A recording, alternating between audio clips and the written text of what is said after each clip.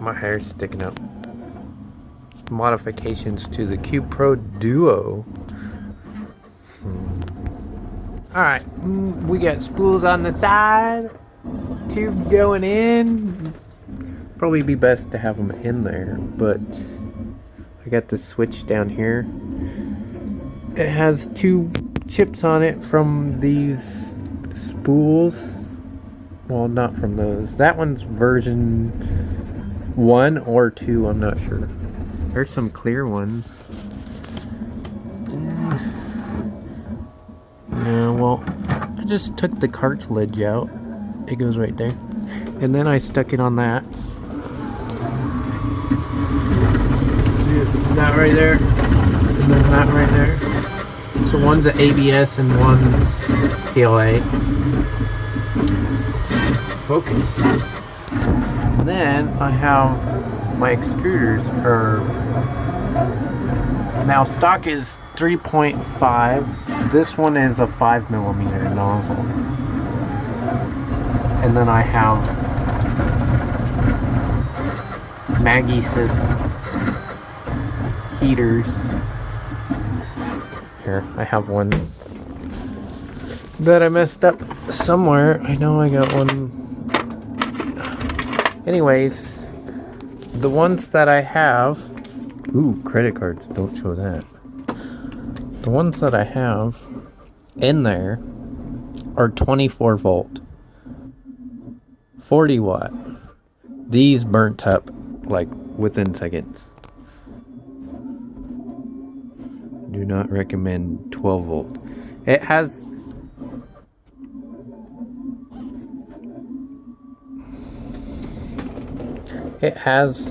the 24 40 volt because it closely matches the stock when it heats up and stuff. But on the settings, you'd have to go to the nozzle calibration and just move all the numbers upward. I'm probably just gonna edit this video with another video of the settings or whatnot. But you have to print it in with a simplified 3D or another program, because the temperature needs to be like, well, this is ABS, so it needs to be like 155 Celsius. Otherwise the extruder motors will start skipping. I'm guessing the temperature for my nozzle is like the thermistor is a different value than stock, because when I ohmed out the stock values, it was like 120K.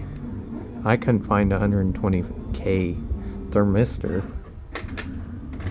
Not only that, the Maxi thermistors, well, you can't take those things out. See? I mean, they'll fall out and then they'll never go back in there.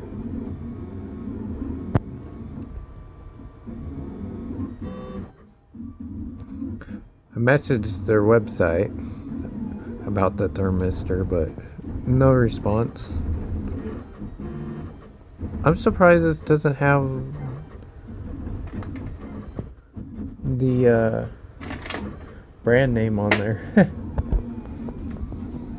But so you take a nozzle, like here's your stock nozzle, right? And then got all these parts.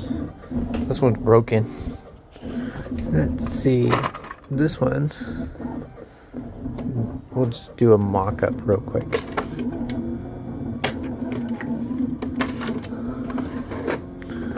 Alright.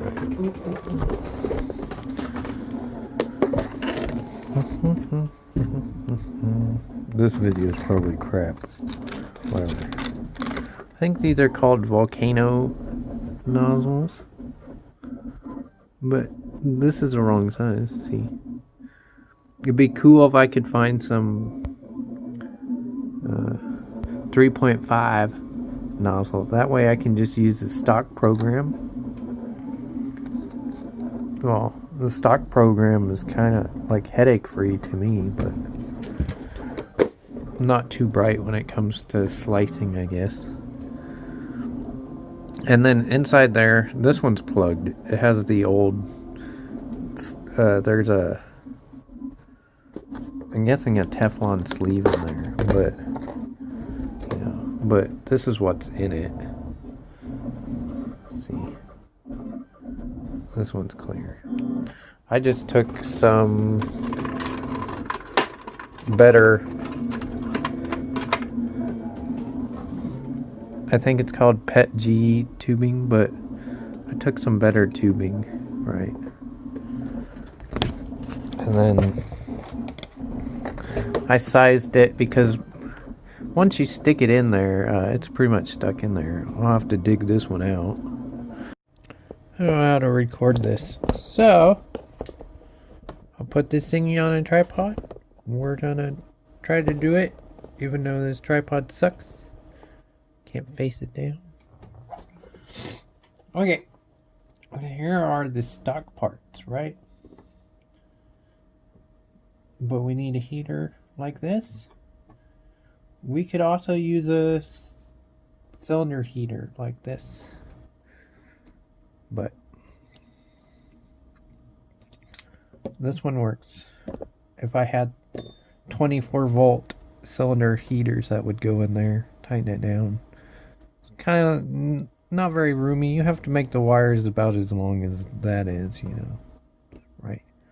So first off, this black one and this red one, the two on the outside, are for the heater. So heater, heater, and then the thermistor is in the middle right here. But the thermistor on this would be the purple and the purple right in the middle. Right. This right here is a fuse, so if it's basically a fuse. So if it gets too hot, then the heater won't heat up no more. It's like, safety wise, I took that out. It's probably not a good thing. Now, the way these are built, I guess. Fucking shit.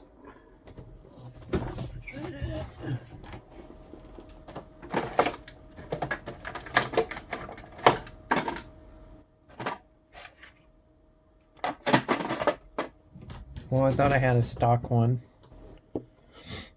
Anyways, this is all torn down, so got this. The original one had this tube down the center. I don't think these tubes are very heat resistant, so I started using this type tubing. It's really slick. One side I concaved it so that when you stick the filament in, it will go right in. I'll put that concave side towards where the filament goes, right? And shove that all the way down in there. And then this is a stock part. Goes right there. So it's flush. And then this part comes out too. I had to heat it up. It had a, see that red? That's a thread lock. But I used some jeweling screwdrivers, heated up, and then twisted it out of there. But you just twist it back in there. I didn't figure it'd be that hard on camera. I twist that on there. Right, see. And then after you wire everything to this, so 2 in the middle, thermistor, 2 on the outside, heater. Use a a 24 volt, this says 12 volt, 40 watt, because this won't work. The one that I'm showing you right now does not work. Get a 24 volt, 40 watt, and then I'll show you settings on the printer. That calibration settings, basically. But this is just to show you how I stuck the end together. So you tighten that up.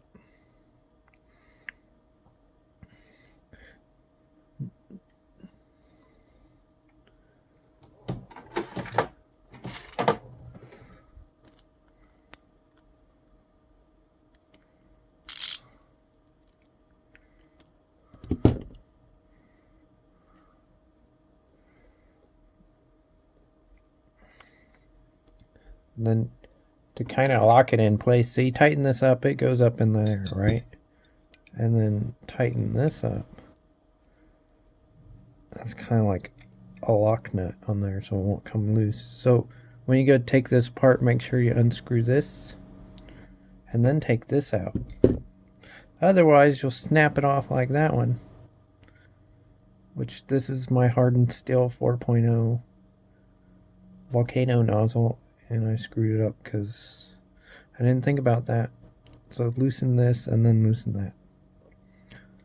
But after you get it wired to that,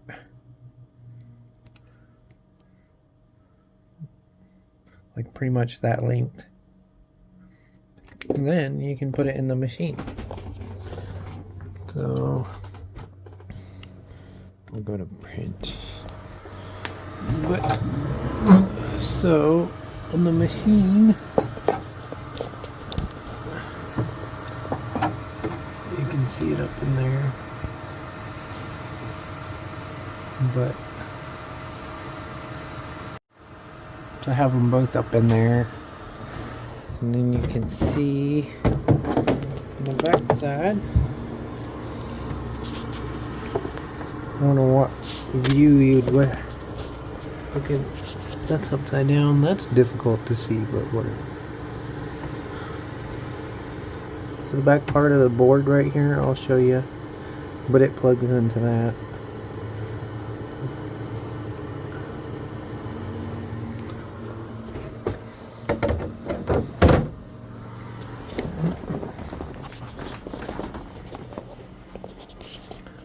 So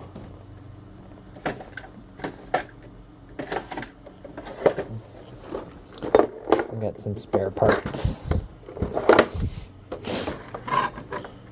Okay, so here's the back side of that board. So the camera is facing down, right? So P-jet is this plug right here. So you just plug it in, right? Now, the thing with the settings, so the thermistor is 100 kiloohms, right? So with the settings, I had to calibrate the nozzle. Yeah, calibration, jet temp calibration, and I moved it to 30 and 267. But that seems to work great when it's heating up. So shoot. So control jets, and then we'll do a heat up to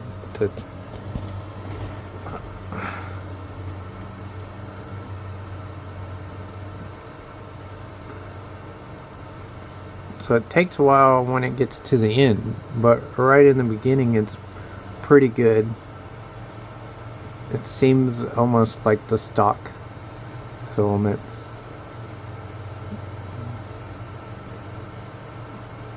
But I think 260 degrees Celsius is because the thermistor is only 100, not 120 kiloohms. So I think it's only like 130, not 260. So it'll get there and then it'll start slowing down.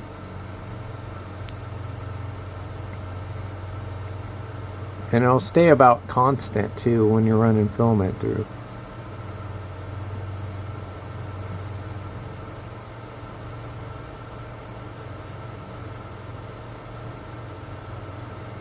I'm gonna get a thermometer and see what the nozzle reads.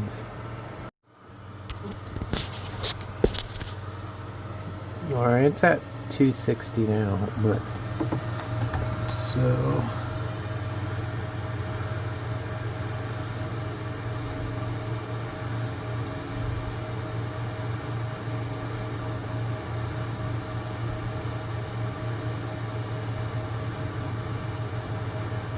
and the outside temperature of that is only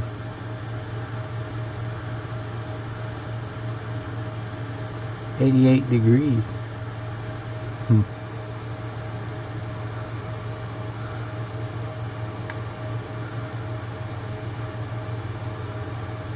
Oh, 109. So 109. This one says 104. But the filament, it's ABS, runs through these tubes. But I have two of them. I should have made it to where it's inside, you know, on these. But I was trying to figure out a way to rig up the sensors. There's sensors that go on the bottom. See, this one's missing. But I soldered it to that board with the switch so I can switch between ABS or PLA.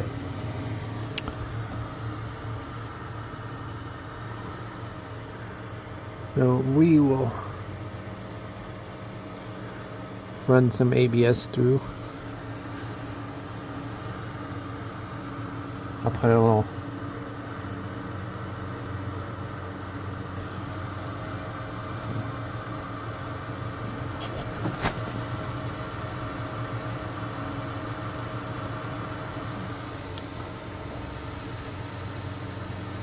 but it stays right at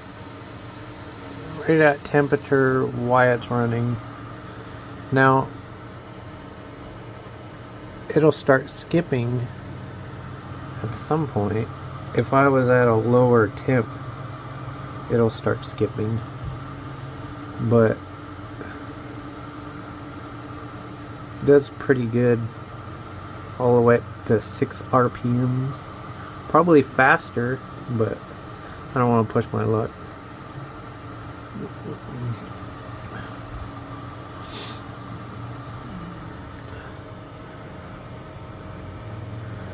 Now on B,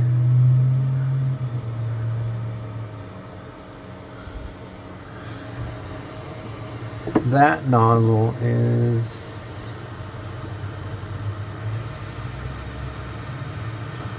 it's a different size, but I think it's 4.0 nozzle.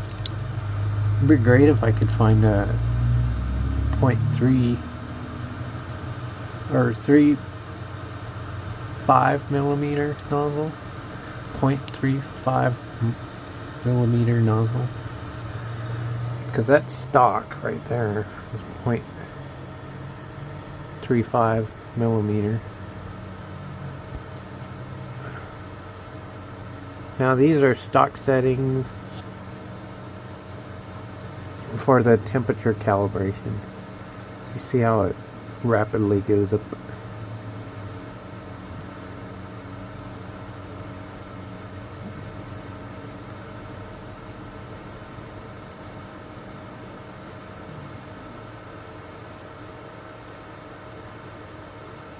And then I'll go past it. See, that's too far. Yeah. And then I'll drop down. And then I'll go below the 260, I think.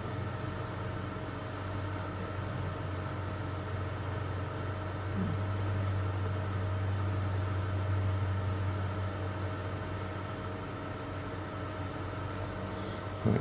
So what you do is you go to Nozzle Calibration, Temp, So 230, 267 we'll put on this one. So 230, 267. Right, back. Control jets B. So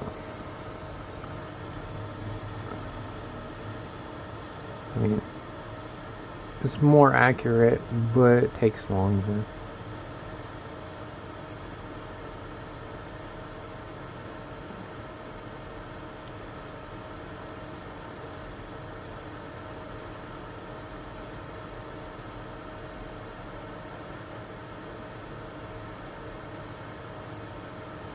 Huh. Might be because I've used this one more. We'll have to do some more tuning.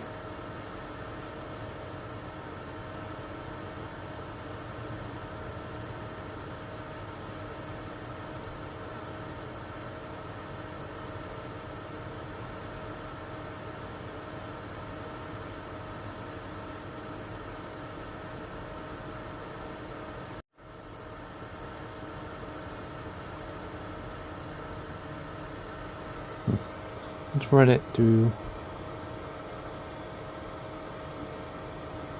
It's backwards.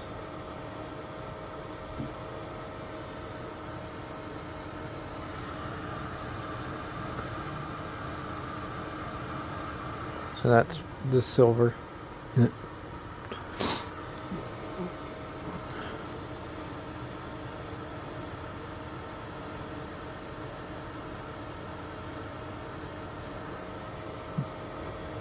Okay. Now on the other thing that I did, I will move the plate up.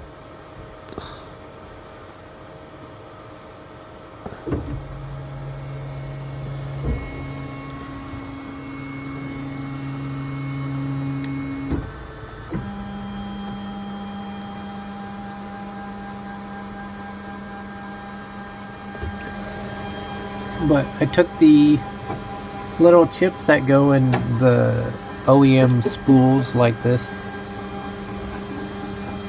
but they just go in. So see that right there, the black with the 2 pins. So that's just tells the machine what material code it is, and then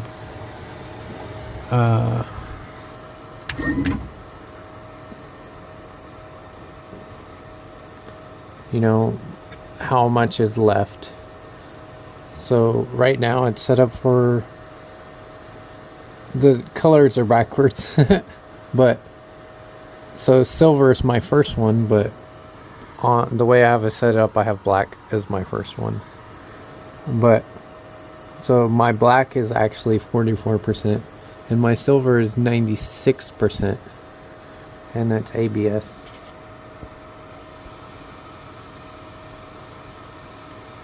I suck at this filming stuff. Now, for this, I have a chip in there. What I have is a 3-position switch, so these smaller tabs are the one that I'm switching. So basically, if I want PLA, I switch it to PLA, and then it'll show up here, PLA.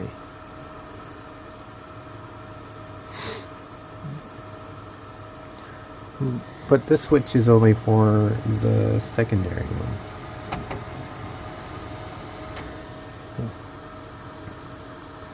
And this is temporary, just to make sure something like this would work. It works pretty good.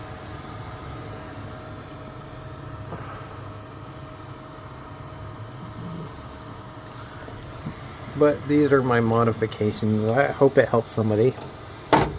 This thing's pretty proprietary.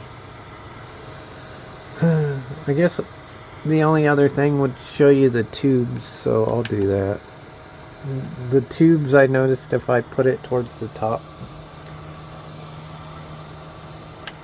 like the top of the this way.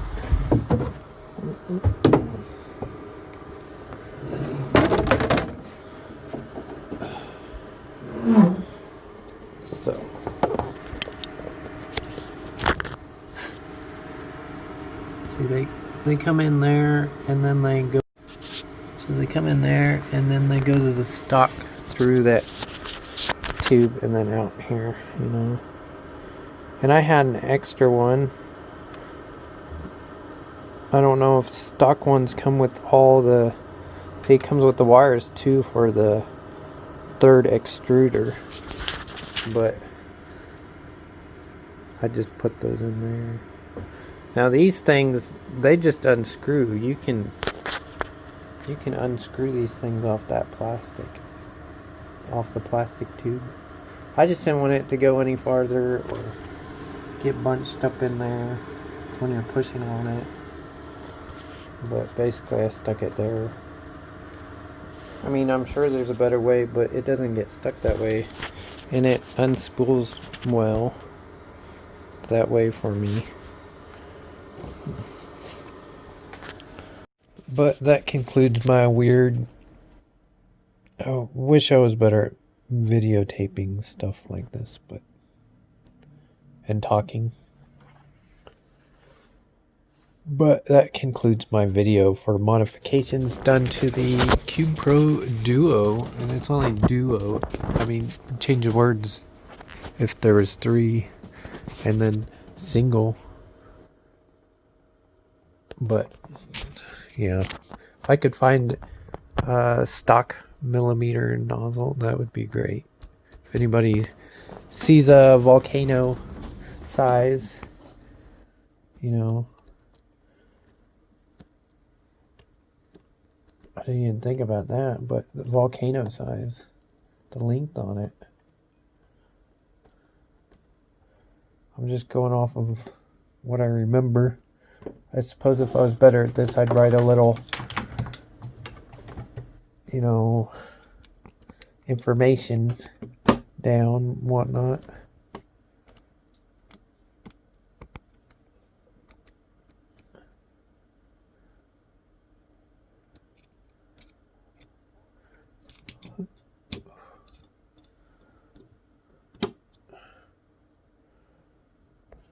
So,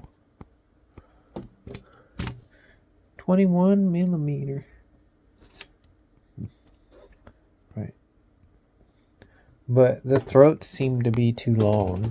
Oh, there's another thing I forgot. I had to raise up the bed because it is shorter. So that's shorter up there, right? It's a little longer with, you know, with this nozzle than it is with that nozzle. So I put like a bunch of washers down here. That is another thing. The backs I didn't put so many washers. There are 1, 2, 3 washers. The front I put 1, 2, 3, 4 washers, right? And I also have a different type bed material. So that would be another modification. I got that off eBay too, so. But it's all aluminum. The glass one, when the guy shipped the printer to me, shattered. I don't think I have the stock plate anywhere that I can see. No. Or maybe I'll put it under there. Nope. Oh, I found it. The stock plate's glass and it's got this is a stock plate. But basically it's a rough surface. But it got shipped to me broken. I tried to super glue it. I mean, it worked several times after I super glued it, but then I just ended up giving up and shelling out the $150 for this all aluminum print bed, which works really well. I suppose I could link it in the description, but like the refill wand on my other video, that was sold out pretty quickly. But see, I use this. It's got Arduino Nano to refill those, but that's in another video. Let's see if I can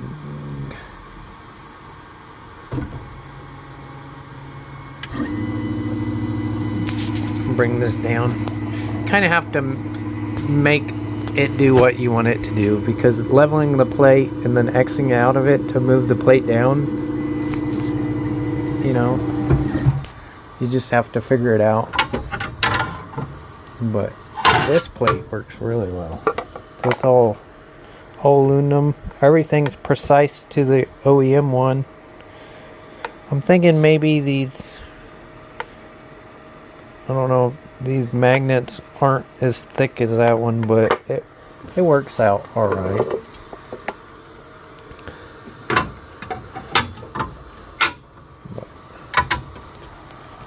Yeah. I mean, be careful of your Z height, or it'll get stuck on there permanently and rip part of the fiberglass resin off the plate. So remember that. But I think everybody says remember that, and you never remember it till you do it. Alright, well, thanks for watching my crappy video. Hope this helps. Bye-bye.